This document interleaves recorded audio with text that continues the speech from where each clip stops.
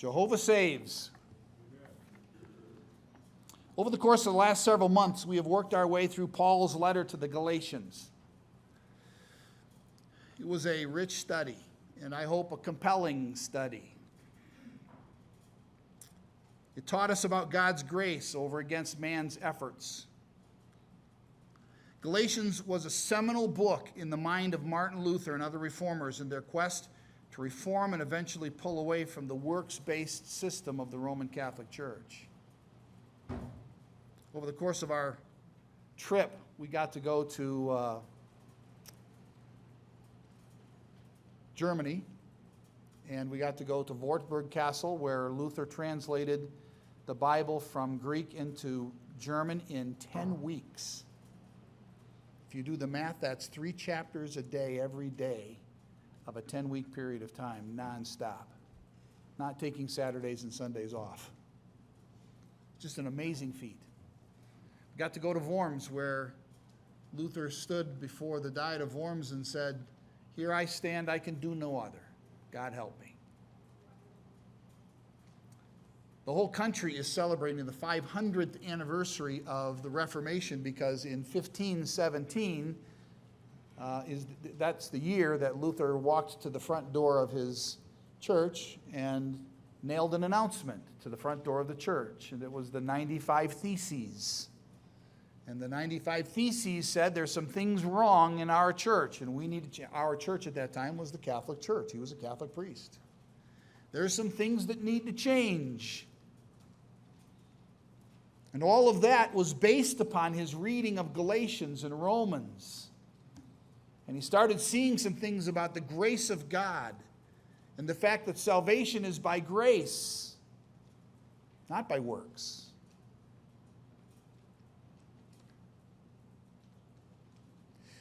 That book remains as fresh and important today as the day Paul penned it, and I'm glad we got a chance to study it together. This morning we are embarking on a very different kind of book. We're traveling back to the Old Testament to see how God worked in the national life of Israel to give them a homeland. The book of Joshua, if you want to turn to it, the book of Joshua is an exciting history, detailed administration in the last half of the book, and an interesting treatise on the faithfulness of God in the face of human sin. Sin on the part of the culture, all the people who inhabited Canaan and that area, and sin even on the part of God's people as they were trying to work their way into the promised land. This morning's message is an introduction to the book, so it's a different kind of message than what you're used to. It's not focused on a single passage, and therefore it is not expository. And I know pastors are supposed to preach expository sermons. But I believe that it's important as we begin our venture into any Bible book to take a look at some of the things that make it what it is and get some background information on it. It'll help us understand where the book came from, help us understand why it was written, who is the driving force behind the storyline, and what difficult challenge it plays, or it presents to us, and how it lays out. So those are some of the things we're going to look at here this morning. To begin with, I want you to notice the background of the book. The book of Joshua, if you take a look at where it is, it's very early in the Bible. You have Genesis, I started saying Matthew, Mark. You have Genesis, Exodus, Leviticus, Numbers, Deuteronomy, the Torah, the first 5 books of the Bible written by Moses, and then the next book is Joshua. So it's very early in the process of working your way through the Bible. It's also the next step in the development of God's plan to redeem mankind. In Genesis chapter 1 and 2, you have mankind in a perfect situation in the Garden of Eden. Actually, in Genesis 2. Man wasn't created until Genesis 2. But in Genesis 3, man falls into sin. And humankind has been struggling with that sin issue ever since. In the process of God bringing us back to redemption, there is a long story that takes place throughout the Bible. And this book of Joshua, after those first 5 books of the Bible, is the next step in the story. And we'll talk a little bit more about that here in just a few minutes. But God used Moses to bring Israel out of Egypt and to bring them to the threshold of the promised land. And you see that in Exodus all the way through Deuteronomy. They were so close to the promised land that when it came about for the time for Moses to die, that he was able to go up on Mount Nebo in Moab on the east side of the Jordan River and survey the whole land in just a few moments. He could look out over all of Canaan, and God could tell him, every place you see belongs to the children of Israel. God gave them his law through Moses. He miraculously protected them and provided for them during 40 years of wilderness wandering where their shoes didn't wear out. You think about that for a second. We buy new shoes every couple of years if we're not, Imelda Marcos. Every couple of years we've got to have new shoes, and we're not walking through the desert on sand that's chewing up the shoes. And our shoes are made of different materials. They were just basically leather that they wrapped around their feet. And their shoes didn't wear out for 40 years. God took care of them. He defeated their enemies along the way. Remember that when Israel came out of Egypt, they were a slave group. They didn't have weapons. They didn't have military training. All they knew how to do was make bricks. They were in deep trouble when it came to battle, at least from a human perspective. But God delivered them from their enemies, including Amalek and Moab and the Amorites, King Sihon and King Og, who was so big that he basically had to put two beds together to sleep. He took care of Israel, bringing them into Canaan. God fulfilled his promise to Abraham, Isaac, and Jacob, and he showed himself faithful and powerful on behalf of his chosen people and positioned Israel to fulfill the destiny that he had in mind for them. That destiny was to be a conduit through whom Messiah would come, and a conduit through whom the world would see God. When you arrive at the end of Deuteronomy, if your Bible is like mine, Deuteronomy is on one page, and the facing page is the first chapter of Joshua. The last chapter of Deuteronomy, Deuteronomy 34, is the death of Moses. It was the end of an era. And the book of Joshua is the beginning of a new era. It's an era of conquest and an era of settlement in the land of promise. With respect to who wrote the book of Joshua, we would look at that and say, well, it has his name on the front, so it must be Joshua. And that's true. It is, in all likelihood, Joshua for the most part, but there is some doubt about that. The book records his death, so some people believe it was composed by a later writer. However, the likelihood is that Joshua did write the book, and that Eleazar and his son, Phinehas, because the end of the book of Joshua also records Eleazar's death.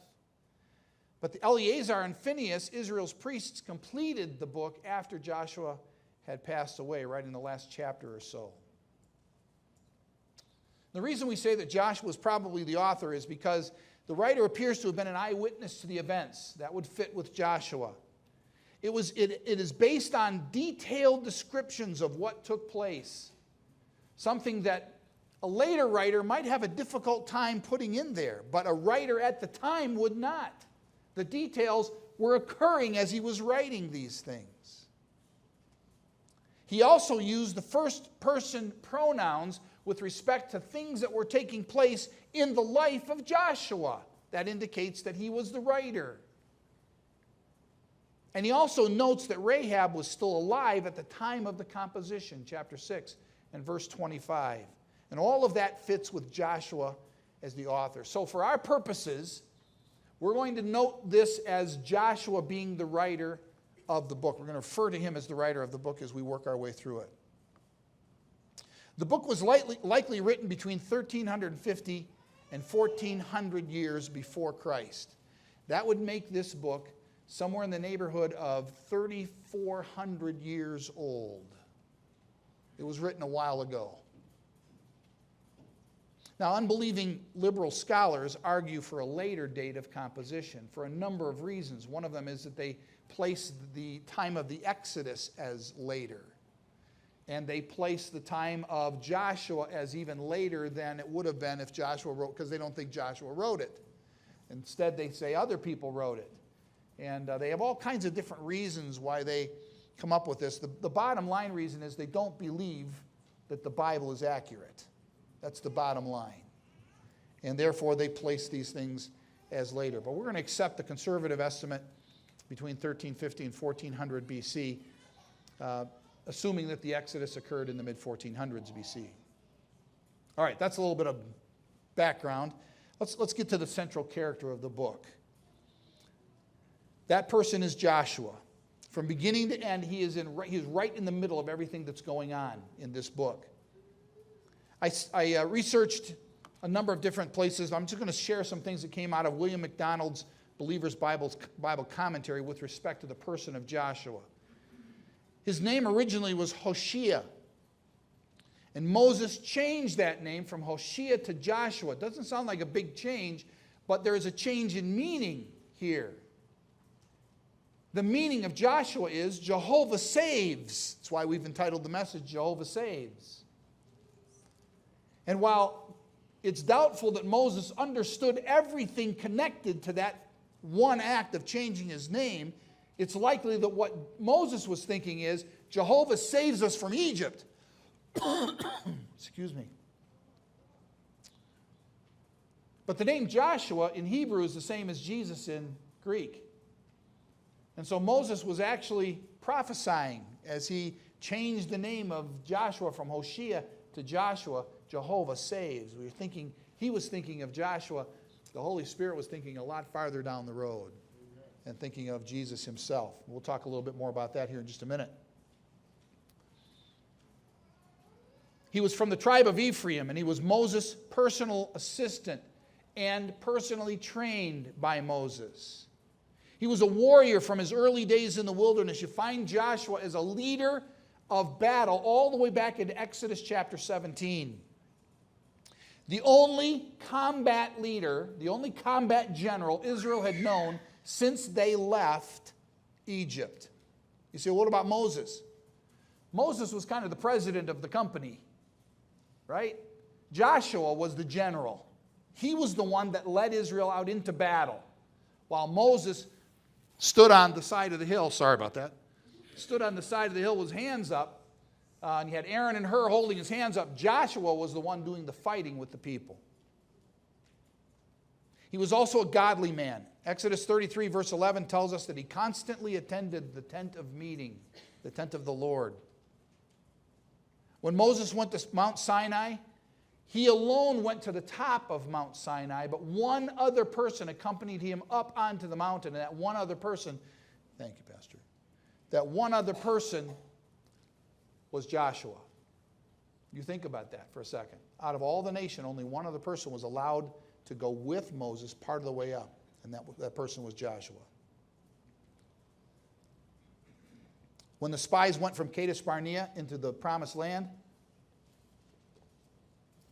12 spies, 10 of them came back with a discouraging report. 2 of them came back with a report that was excited. And you know, the 10 did not tell any lies. You're going to just digress here for just a second. They didn't come back and lie about what they had seen. They told what they had seen. They just put a we can't do it spin on that. It's too big a job for us. We're not capable. We don't have the resources. They're bigger than us. It's a big land. We'll never get this done. It can't be done. Joshua and Caleb came back and said, we are fully capable of doing this because God is our strength. So let's go. It's significant that of the adults 20 years of age and older at that moment in time, only Joshua and Caleb actually crossed the Jordan. Not even Moses. Only Joshua and Caleb crossed the Jordan River into the promised land. We'll talk a little bit about a little bit more about that crossing here in a few minutes. But what that tells you is that Joshua was not a young man when he crossed. A lot of times you see depictions of Joshua and Moses, and he's still a very young man. I remember seeing the Ten Commandments, and they've made Charlton Heston look old, and they've got Joshua looking like he's about 25. In all likelihood, when Joshua crossed the Jordan River, he was 90. About 90 years old. He was not a young man anymore. So that puts even a more amazing sense to the fact that he was a general who fought with his soldiers. He did the things they did. When they marched around Jericho, he marched with them, all 90 years of him. So it's amazing. It's an amazing story from that perspective. He waited a long time to fulfill his life calling, but he did eventually do that. I want you to notice a little bit about Joshua as a leader. His leadership ability is evident in several ways. One of them was that he was immediately recognized by the people as the logical successor to Moses when he died. He had no rivals. There was no one else who said, I think I should be the leader. About the only other person who could have said that would have been Caleb, but Caleb didn't say it. Nobody said it. Here was Joshua. He is the leader. His leadership ability was recognized by the people and confirmed by God. Second, he was decisive in battle, and we'll talk a little bit more about that in a second. I keep saying we're going to talk a little bit more about that, and we are. Decisive in battle and in the peacetime work of partitioning the land. So he was not an indecisive person. He was a decisive man, important in leadership. He led the people to commit themselves to the Lord early and often. The first 5 books of the book of Joshua are books of preparation for battle, and much of that is spiritual. He led his people to follow God. And he did that again as the book wears on, and he did it at the end of his life. The people of Israel, who were notorious for their propensity to worship idols. They'd come out of Egypt. On the way, they made a golden calf. God is constantly trying to get them not to worship idols. Shortly after Joshua and all the elders have died, they're right back to idolatry. But during Joshua's life, there's none of that stuff. None of it. During the lives of the elders who outlived Joshua, none of that stuff. That speaks highly of his leadership. That a people that were so focused on idolatry in their national life would not be idol worshipers in any sense of the word while Joshua was living and leading. Joshua was a leader. Joshua was also a strategist and a warrior. The military strategies and tactics of Joshua have been studied and implemented by military commanders ever since, to this day. They don't always mention Joshua, but they often mention the things that Joshua did. Let me just kind of walk through with you the military strategy of Joshua. For those of you who are military people, you're going to say, oh yeah, this is cool. For the rest of you, bear with me. We'll get to some other things in a minute. First of all, he established a base of operations. Gilgal was his base of operations, right next door to Jericho. They could come back to Gilgal and regroup. They already had control of that area. In fact, they had control of the area on the other side of the Jordan River. If they had to, they had a means of retreat back to the other side of the Jordan River. He didn't leave himself without a place to go. And he had a base of operations to work from that gave him latitude and gave him maneuverability. Second, Joshua attacked across the middle of Canaan, cut Canaan in half. By doing that, he isolated his enemies from each other, and he could wage war against smaller coalitions and city-states. And that doesn't mean that they didn't try to get together. Some of them managed that. And in one case, he had a massive force that he had to face. But it was much less in size than it would have been had they all been together. Third, his army was largely infantry. Remember what I said about coming out of Egypt. They didn't have chariots. They didn't have the kinds of things that mechanized, if you want to call it mechanized troops in that era would have had. He just didn't have that stuff. It was mostly an infantry army, foot soldiers. So where did Joshua go to fight? He went to the high ground. He went to the mountains. What are you going to do with a chariot in the mountains? Nothing. He went to the spot where his soldiers would have the advantage, and he fought from there. He followed up initial victory with aggressive pursuit. He marched all, remember I said he was 90 years old? He marched all night with his army when they attacked at Gibeon. And he used the element of surprise. So you see, base of operations, cutting the force, your enemies in half, the enemy force in half, taking your army to the place where they can be most effective in their fighting, aggressive pursuit, the element of surprise. All of those are strategies and tactics that Joshua employed that armies to this day employ. At times, the text simply indicates that Joshua made the choice. Much of chapter 10 talks about Joshua did this and Joshua did that. It doesn't really refer too much to God. At times, it is specific that God commanded him to function in a certain way. His work at Jericho and at Ai in chapters 7, 8, and 9, those are all referred to as God's commands. And at all times, it is apparent that Joshua was leading the people as the obedient servant of Jehovah God. In the movie The Ten Commandments, if you've ever seen it, Yul Brynner plays Pharaoh. And he's standing in his chariot with Israel against the sea, the Red Sea, and he's looking out over this group of people that he thinks are trapped against the sea, and he says, Moses, God is a poor general. Well, that was an ironic statement because the movie goes on to show all of his army crushed in the Red Sea. But based upon what God did at the Red Sea, based upon what God did through Joshua across Canaan, I would beg to differ. Moses, God was not a poor general. He was an amazing general. And Joshua was an amazing general as well because he obeyed. And finally, Joshua is a picture of Christ. He's a picture of Christ because of that name situation we talked about earlier. The Hebrew equivalent of Jesus is Joshua, and it means Jehovah Saves. His life's work was to deliver Israel and to bring them into the promised land. The word deliver and the word save are the same Hebrew word. To bring them into the promised land is a metaphor for going to heaven. We think about that all the time today. It's even referred to that way in other passages in the Old Testament. And Joshua labored faithfully and successfully in the midst of a people that did not deserve God's grace. So he's a picture of Christ in those regards. Now, what's the purpose of this book? Why are we doing this? Why are we spending time in the book of Joshua? Well, the purpose of Joshua is to trace God's provision of the promised land to his people, Israel. It's not simply a war story, although there is war. The first 12 chapters are basically war stories. It's not simply an administrative story about how the land was divided up, although that got done as well. That's the last half of the book. The book of Joshua tells us how God got these things done.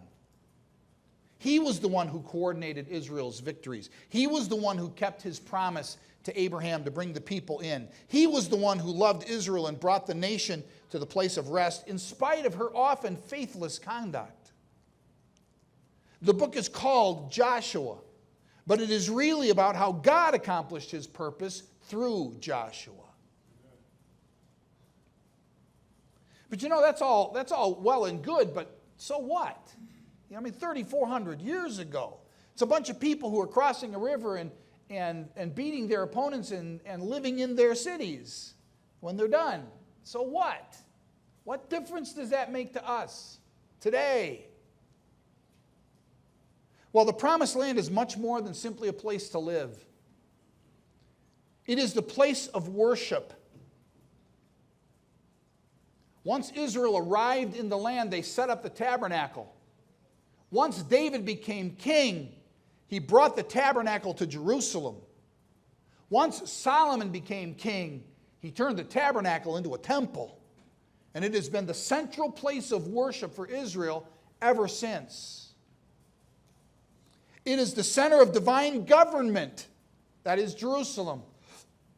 It was both for the ancient nation and it will be for the millennial kingdom.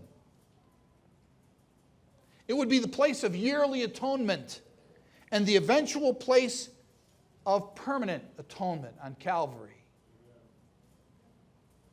It is the place God has chosen to be the center of life in the millennial kingdom to come, as well as in the eternal state. And that place is called the New Jerusalem. It is also the place, thinking beyond Jerusalem, but all of Israel, is also the place that Ezekiel describes as the location. Sorry, let me get my notes back together here. It's the location of that restored Davidic kingdom. Ezekiel chapter 47 and 48 in particular. So there was a lot riding on the outcome of what Joshua did. Now there's a challenge in the book. And it's a challenge that is difficult for us to deal with, but one that we need to deal with. The difficult issue has concerned and frustrated and even irritated modern sensibilities. And the issue is God's command to annihilate the inhabitants. Why did God initiate all-out war against the inhabitants of Canaan? Why didn't he find a way for his people to dwell in peace and, if not unity, at least getting along with the people who were already there? Why didn't God do that? I mean, we think that would be normal. If you conquer people, that's fine, but then you help them. That's what we've done as a nation. When we won World War II, there was the Marshall Plan. And the Marshall Plan was a lot of financial assistance to help put these nations that we had beaten in war, to put them back together. To this day, we still have bases in Japan and in Germany. And the reason we still have those bases there, in large part, is because we are alongside them, not to kind of keep them in line at first, but then also now as allies. So our thought on that would be, live side by side with these people, but God didn't see it that way. Is the God of the Old Testament a vengeful being?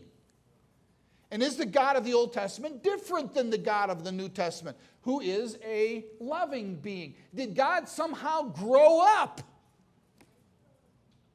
between Old Testament times and New Testament times? See, those are the questions that arise when you start talking about God having issued an order to annihilate all the inhabitants of Canaan. Was it really necessary? What is the justification for Joshua 6, verse 21? A scenario that was repeated over and over again in those first 12 chapters. And Joshua 6:21 reads, "And they utterly destroyed all that was in the city," Jericho, "both man and woman, young and old, ox and sheep and donkey with the edge of the sword. Except Rahab and her family, nobody survived, not even the animals." Skeptics point to this as a flaw in Israel's character, and by extension, and really what they're saying is a flaw in God's character. And they do say, along the way, God grew up. Along the way, God got smarter. Along the way, God decided that it wasn't such a great idea to wipe everybody out. And by the time you got to the New Testament, he was a God of love. That's what skeptics will say. Well, there's an explanation for this command from God that fits with his attributes and fits with his plan for Israel and the rest of the world, and does not denigrate God as somebody who didn't get it in the Old Testament but finally got it by the time the New Testament came around. It's an explanation that recognizes the utterly contemptible nature of Canaanite life and religion, and was underscored by the trouble that Israel encountered later because they did not obey God in this matter. Living side by side with people who worshiped idols, all of them were idolatrous, and that was a problem for Israel coming in. It was a problem for Israel throughout her existence. Joshua is done with his life. The elders who outlived him finished their lives, And right away, Israel falls into idolatry. If you watch what's happening in the book of Judges, it's fall into idolatry, repent, God provides a judge, a leader, and he delivers Israel, and they come back into prosperity, and they fall into idolatry, and then they repent, and the circle just keeps going, and it gets nauseous after a while, seeing what's happening in the book of Judges. It's fascinating that in the end, God took them to the land of Babylon, arguably the heartland of idolatry, and cured Israel of idolatry while they were in captivity in Babylon. So they worshiped idols. Their religions were sexually promiscuous. I didn't put some of the pictures up that I could have put up. Some of the idols that they created, some of the things that we have found in looking through some of this, some of the archaeological digs and so forth, are disgusting. Just disgusting. Well, that stuff isn't up there, but the next thought is up there. And that is, not only were they promiscuous and suffering the physical consequences of that promiscuity in their own bodies at the time, by the way, they also sacrificed their children to idols as burnt offerings. And the idol that you see up there holding a child in its hand, that's not a loving embrace. Most of those idols where they sacrificed the children, the arms were out like this, and the fire was underneath those arms, turning those metal arms into hot, blazing hot platforms on which they laid their children. They sacrificed them as burnt offerings. They worshiped and served the creature rather than the Creator. And God knew that would be destructive to His people. And so He said, you need to get rid of everybody that's here. Destroying them root and branch was the only way to protect the people of God from the spiritually, morally, politically, and physically destructive influence of the culture of Canaan. I use 4 terms there, and they're all true, starting with spiritually. It was spiritually destructive, it was morally destructive, it was politically destructive, and it was physically destructive. And in every respect, that played out in the life of Israel because they did not obey God's command completely in this matter. Now, skeptics will scoff at that explanation because they have no concept of the character of God. They accuse God of being arbitrary and cruel. In point of fact, God used the exact same criteria to wipe the world clean during Noah's day and the flood. And He used the same criteria years later to remove His chosen people from the promised land into Babylonian captivity. God was not arbitrary. What He did with respect to the whole world, what He did with respect to His own people, is what He did with respect to the people who were living in Canaan at the time that Joshua invaded. One of the reasons that people are bothered by all this is because we are looking a lot like the Canaanites of Joshua's day in Western culture today. Maybe our increasingly promiscuous, increasingly violent, increasingly depraved, and child-sacrificing society should stop attacking God for His righteous posture and consider her ways instead. We are the ones who have the problem, not God. It still remains a challenge, and we're going to work through that challenge from time to time as we work through the book. I've included a general outline of the book in your notes for your perusal and your convenience. We're not going to walk through that outline right now. You can read. But I wanted you to have that ahead of time so you'd kind of see how the book lays out. And this is not how many sermons there are going to be. We'll probably break some of these down a little bit more, but if you're familiar with how I preach, it's probably going to be a lot longer than 18 sermons. So,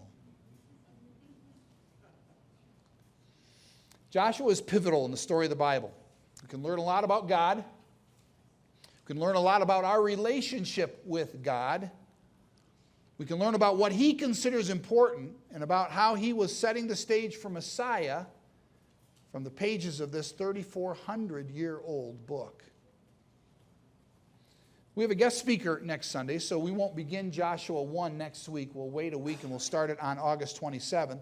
So let me challenge you in the 2 weeks between now and then to read the book through. It's 24 chapters, so it's more than a chapter a day. You only have 14 days to read 24 chapters.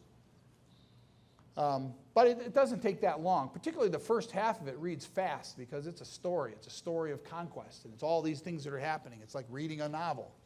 So the first half it reads fast. The last half's a little slower. It's more administrative in focus. But I would encourage you to read those things through between now and August 27th. Add it to whatever you're presently doing for devotions. Don't throw away what you're doing right now, but add it to that. And if you can do 2 times through, that'd be great. Just to familiarize yourself with the book as we're getting ready to go through it. And then get ready for an Old Testament feast. We're going to have fun. The book of Joshua is exciting literature. It also is literature that demonstrates God's faithfulness, something that we need to be reminded of in our day, because we live in a day when we have to be reminded God is faithful. God is faithful. The world around us doesn't seem to indicate that that's the case, and they sure don't think so. But he is. The world around Joshua did not think God was faithful. And what he had to face seemed overwhelming, but God was faithful. And we'll be reminded of that throughout the course of our time.